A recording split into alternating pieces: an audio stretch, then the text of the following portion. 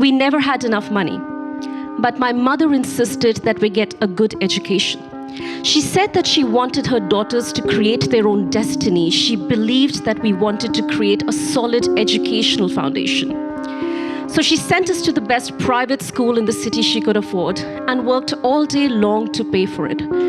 I could sometimes hear my mother silently speaking to God, hoping and praying that she could save for it. On one hand, my mother tried to make two ends meet. On the other hand, she taught me how to stand up on my own 2 feet.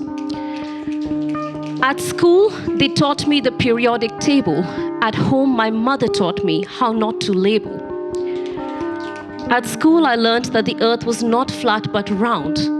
At home, my mother taught me that what goes around always, always comes around. In physics, I learned that matter is any substance that has mass and takes up space. But at home, my mother taught me that what really matters is how I deal with failure when it is looking directly at my face. In chemistry, I learned that 2 hydrogen and 1 oxygen atoms make up water. But at home, my mother taught me all the lessons that her hardships taught her.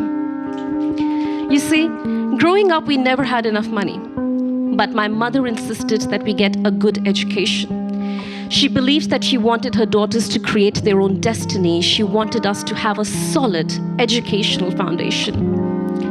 And a foundation I got, the strongest load-bearing part of a building, but a battle she fought to make sure that private education was responsible for my learning. My education had become a privilege when it should have been a right. And I'm sure that my mother wasn't the only mother with her fangs out in this fight. Now you see, this was the 1990s. It is now 2019 in our so-called developed nation, with Beti Bachao, Beti Padhao as one of its most prominent slogans. When save your daughters, educate your daughters. When saving and educating should never have to be the part of the same sentence.